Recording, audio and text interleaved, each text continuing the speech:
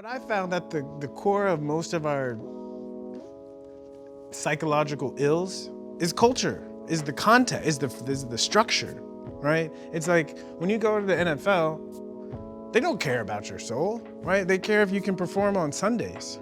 Because if you think of the amount of life, the amount of vitality that football players sacrifice for the glory of the game, for the fame, for the paycheck, for the accomplishment, it's a huge sacrifice. You know, the life expectancy for a professional football player is 57 years old. So the question I have for any football player is, when you fast forward to the end of your life, okay, does it feel like it was worth it?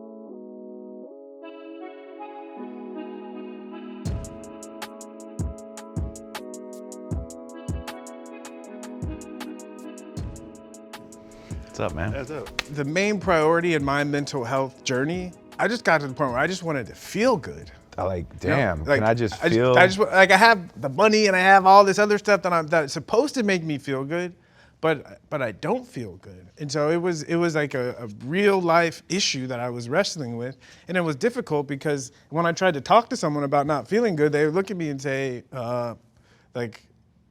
it's your fault if you don't feel good. Look. You got everything, man. Which is the same thing we continue to do to athletes, right? Yeah, and the reality for me, and I see it's a reality for a lot of people, is the main reason I was unhappy is because what I sacrificed to have it all is the main thing I sacrificed was my own mental health, right? And that's the message we get, right? I remember the first time I was like really sick in the NFL. Like I had a flu, I couldn't get up, I couldn't see straight. And I remember getting up in the morning and calling the head trainer and saying, I'm not coming to work today, I feel like crap, you know? He said, you got 30 minutes to get to He said, you got 30 minutes to get here, you know? And that activated, you know, my warrior and say, okay, I can You're right, I gotta push through it. I can tough through this. So it made me successful as a football player, but it made me miserable as a human. And I remember the day I was in my locker room and I was having one of those reflective days and I was sitting in my locker and I was thinking, you know, I did this to give back, to have some kind of to inspire people. But I feel like mainly what I'm doing is distracting people for a couple hours on Sundays, sometimes Mondays, you know? And I had this longing that I haven't done anything. You know, yeah, they look at me and they're happy, but as far as my heart and what I'm here to accomplish, I got work to do. And if I keep chasing the football dream, I'm gonna waste all my good years doing this, and I'm not gonna have anything to offer. And that scared me to death. When you look back though at your experience and your journey, you got diagnosed with social anxiety disorder, here's the label, right? When do you remember that first starting in your life? You know, I've always been more reserved, shy, sensitive person, and I think one of the reasons I leaned into football was because it added balance. And so I think it was really when I made the shift from being a college football player to being a professional football player.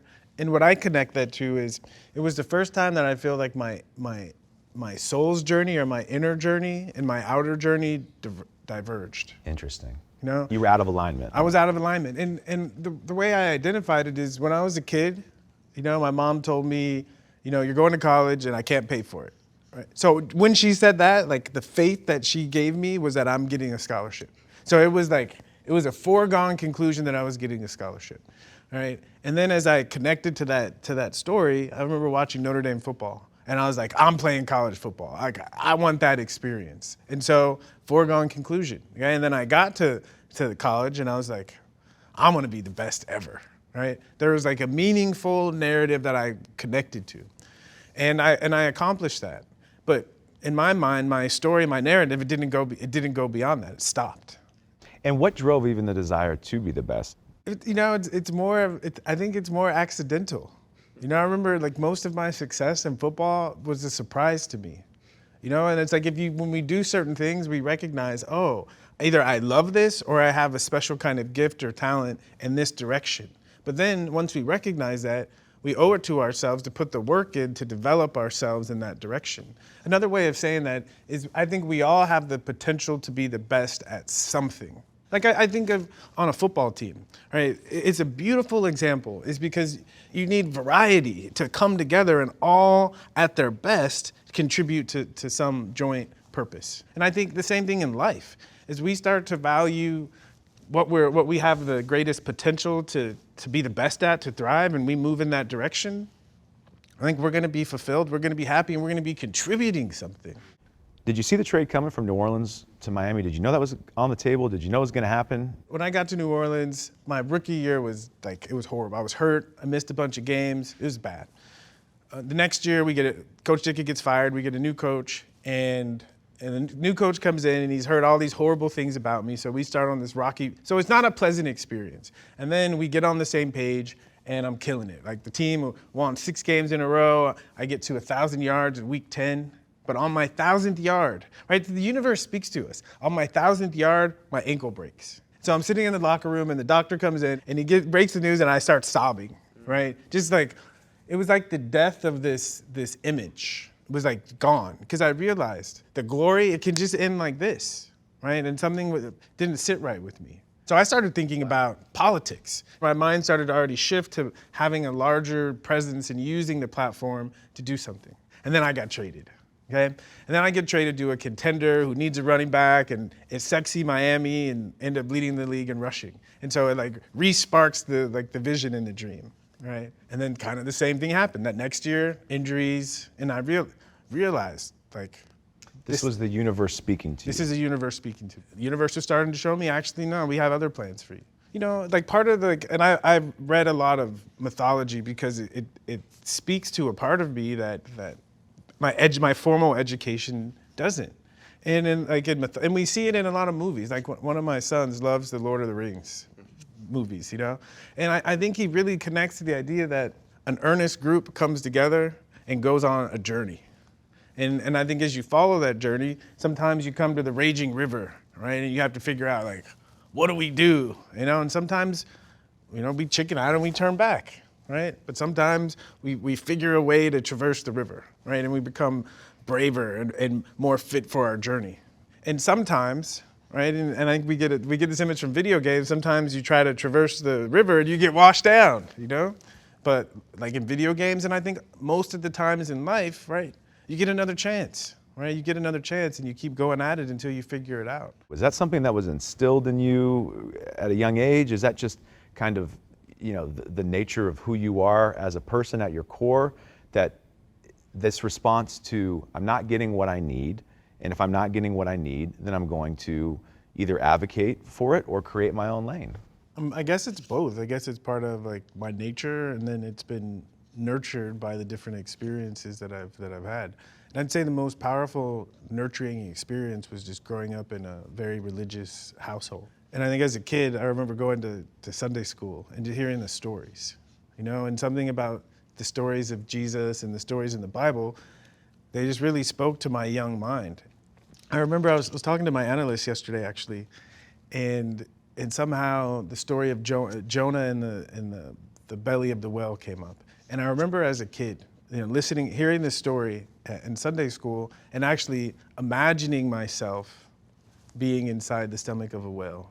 And I think those visualizations as a kid prepared me when I got suspended to realize I was in the belly of the whale. Like I'm here now. And so when I was feeling what I was feeling, there was almost a sense of expectation and almost pride that I'm actually really living. And therefore knowing that the film is not over, the story's not over. You're in the middle of the... That was the insight that saved me, right? Because everything was falling apart, and I connected to that. And I was like, wait a minute, you know? This isn't the end of the story. This is the part when the hero's in trouble, but they figure it out. And that just motivated me to keep on going. What are some of the symptoms that you were experiencing at the height of your anxiety? Well, the main one that comes to mind is I remember every day walking into work and wanting to put a towel over my head. Not wanting to do what I what I love. The message I was getting from the outside was, this is what life is all about. Right? Everyone that interacted with me, it was coming from that perspective of this image of who I was supposed to be. But the reality of who I was growing to be was very different than that image. And so I felt alienated from my life. And again, it was difficult because it was what everyone dreams of. But it wasn't my dream. My dream ended when I won the Heisman Trophy. And I think the mistake, if I can use that, is I didn't come up with a different dream. But in hindsight, would you have made a different step given knowing what you know now? I ended up doing it because, again, like we come to the river, sometimes we're not ready, we turn back, but that river doesn't disappear, right? To continue on our journey, eventually we have to cross that river. And so it's easy now in hindsight to say, and I felt it at the time, but not strong enough, that I would have taken at least a year off and I would have traveled around the world.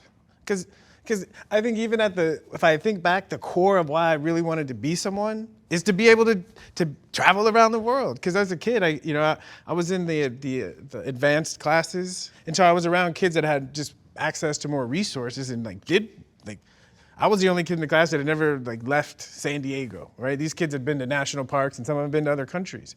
So I had this longing to I want to see the world. I want to experience this.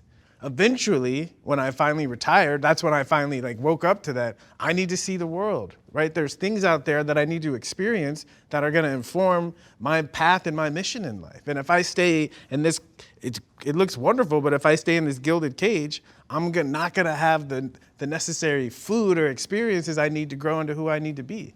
Tell me, help me remember this. What was the story the world told about Ricky Williams retiring, and what was the actual truth of what was going on? What played out was an internal process, and we can't always, we can't always measure the internal process. It's an unfolding. It's like drama or myth or story, right? You don't really understand it till the end of the movie, and you're like, oh, Dang, that's what was going on. Yep. And there were so many synchronicities, so many signs, to finally it got to the point where I was like, okay, I get it. It's like the saying, right? If you listen to the whispers, there's no need to deal with the shouts. And the whispers were there. The whispers were there, and they got louder, and I still ignored them because the shouts of what I was supposed to do were drowning them out. And so I made the decision to listen to my heart, and what did I do? Started traveling around the world and having the experiences that I was neglecting. And my life, and I tell people, I say, the 3 months after I retired, I felt like I lived more in those 3 months than I had the previous 27 years of my life. How do you maintain, or were you able to maintain a sense of knowing the truth about yourself despite all of that? How did you do that? So the truth about ourselves, I think that truth is the whisper. Is the whisper. And it's notice when the room is really quiet, you hear sounds that you didn't even recognize were there before. But when it's loud, you don't even. And I think it's that. It's the training process of learning to recognize the whispers. And as you recognize them and tune into them, they get louder. And I think the point is that the whisper is at least as loud as the voices that are coming from the outside. Because the truth is we live in two different worlds, right? We live in an outer world where we have to make choices and pay bills and interact, and we live in an inner world. We have to feel good about those choices. And I think most of us are trained to give more space to the outer voices and less to the inner. I think we have to reverse that. We now live in a world where, just like mental health is less stigmatized, especially here in California and a lot of other states, not only has stigma decreased around using weed, but on top of that, accessibility, laws have changed. What's that been like for you to see that, given that that was something that it totally impacted your life? I think it's very much related to this conversation. So I think especially COVID, where in a lot of states where cannabis is recreationally legal, it was considered a necessary thing. So a lot of dispensaries got to stay open, and people started to make the connection between cannabis and mental health. A landmark moment in Yes. the cultural narrative shifting. Yes, removing a lot of those stigmas and taboos for people. In the same conversation, we're also starting to see other psychedelics become more culturally acceptable. And the term psychedelic, we get back to the psyche word. Which is? Soul. There it is. And revealing, soul revealing. And so my experience, my lived experience of cannabis is when I consume, okay, the whispers become a little bit easier to hear. Wow. Right? And I think that's also part of the negative paranoia, is because sometimes what those whispers are saying, right, scares the crap out of us because we've spent so much time not listening to them. Okay? And if we can move through that process, and that's what I did, moving through that process, right, it was easier to hear the whispers. You know, I didn't know what meditation was. It just was something exotic. But when I actually started to do the practice, I noticed this is exactly how I feel when I consume cannabis. You know, is this like, and it actually changed the way I consumed cannabis. Is that, you know, and then when I've experimented with psychedelics, it all takes me to that same space where I'm having a real interaction with the whispers. What brought you back to the league? The conclusion I came to is that my purpose doesn't exclude football, it includes football, but I have to stop excluding myself. And so I came back, and one way to think about it is to clear my name, because even if I wanted to make a difference in the world, I would have to overcome the reputation that I created by the way I left. And so I thought, I need purpose, and my purpose is gonna come through the platform that being a football player has allowed me. And so I saw that part of my journey was, you know, going back to that raging river. But now I had the tools to be able to cross it successfully and keep on with my journey. The NFL. Part of what their protocols were that you went to Boston. Maybe you could share more about that story. 2004, I retired, came back 2005. At the end of 2005, I failed another drug test and I was suspended for a year. So that year was up, and it was 2 weeks before I was gonna be reinstated back into the NFL. And part of the NFL's reinstatement process is they send you for a psychological evaluation. So they said, okay, we're gonna fly you to New York and Boston for 2 days, and then just so the doctors check out that you're okay, and then, you know, that's part of the process. So I end up failing another drug test before I'm reinstated, okay? And I call the NFL after I get the letter about the drug test, and they say, well, we're gonna cancel your psychological eval because obviously you're not gonna be reinstated. And I said no. I said, I don't understand what's going on. I think I could really use a psychological evaluation. So I said, please, can we keep it on? And what the doctor said is, you know, said, we've reviewed your records, and it seems like the issue here is that, you know, they just looked at you as some California surfer kid that liked to smoke weed. They didn't realize that you were a sensitive person that's on a spiritual journey trying to figure yourself out. Wow. And when she said that, I was like, I had identified with how the NFL had identified. I was starting to like buy into that story. And when someone else saw me, I was like, right, that part came back, and I was like, yes. That was a huge pivotal moment in your entire part of that journey, right? Because it was the first time that I felt seen from someone who was a representative of the NFL. And so I left New York and I went to Boston, and I had a very similar experience with Dr. Gunderson at McLean Hospital. And one of the words that he said, and I can still remember like it was yesterday, he said, I think you could really benefit from intensive psychotherapy. And when he said that, like the thought in my mind was like, that sounds like fun. I mean, and again, your response to that, I'm like, it sounds like fun. Most people, when they hear that, they're like, oh no, I'm gonna get analyzed, but given where you were at in your journey, that was the universe opening up and saying, here's another thing for you. I think this is one of the biggest obstacles to taking and prioritizing our mental health, is that it's mysterious. It's, you know, especially as men, we're taught like, you know, boys do what they want, men do what they have to do, right? Is that, and so it's like, and you know, your willpower, right? And so when you realize that we're making choices that we don't understand, you realize there's something else going on in there. And if I don't have some kind of relationship with this, I'm gonna be anxious all the time. And so I was just motivated because I realized there's parts of me that I don't have a relationship with. And I don't like that. And so I knew that intensive psychotherapy meant having a better relationship with those parts of myself. And so I was like, yes, that's what I need. And so I was so lucky. I feel lucky, NFL supported this, that I had 6 months of intense focus on really getting to understand myself on a deeper level. It's the training, right? When we're a kid and we're expressing our true desires, and it's inconvenient to our parents or to our teachers, right? The training is to do something with that. Do something with that.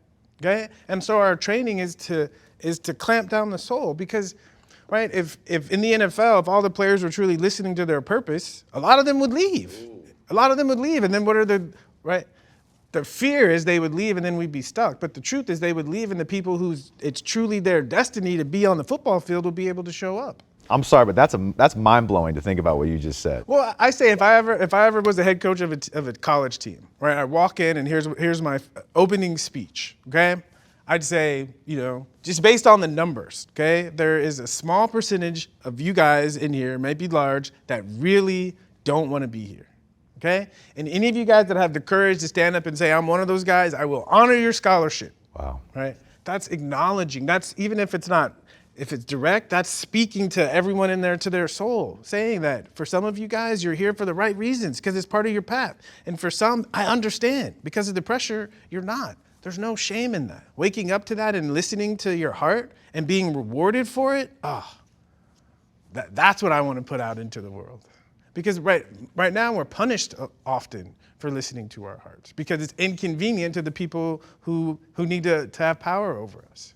To this mental health epidemic that we have, what are some of the non-obvious solutions that we're not doing? Is it about helping people get organized better in community and tell their stories in a vulnerable sort of way? Like, is it us getting back to the campfires that we no longer have and sitting around in a circle? Is that what's missing so much? Well, I think that's part of the process, but I think, like, in the scientific age, we've become really good at finding problems. But I think because of our limited mechanistic scientific worldview, we're not so good at solutions that don't fit our logic.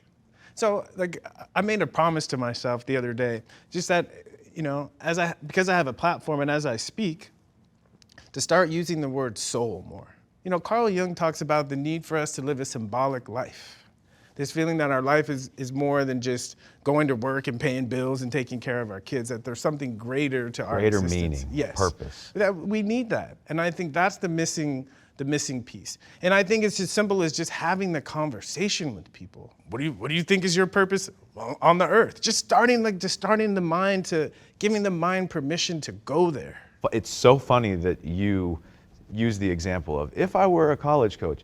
Is there ever a time in your life where you truly jump into coaching? If a Division I college called me up, maybe even Division II college called me up and said, we want to give you the head coaching job, I'd take it in a heartbeat. Like, my training in football prepared me to take on anything. Like, the confidence I built from those experiences. We talk about, like, our mental health, our physical health, they're very much the same. In the same way, if you can train yourself to be physically tough, it's the same mechanism to training yourself to be mentally tough. And also, especially football, working together as a team, having each other's back, supporting each other.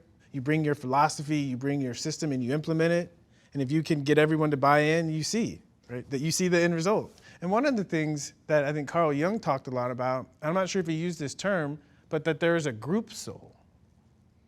And even like between two people, there's a group energy. But when you get a team together, you can feel it, right? If you're watching a game and the home team scores first, you can feel the group soul of the away team. You can feel it like, right? Most of the time. But a team that has a strong group soul, you can feel it. You can feel that. You can feel it.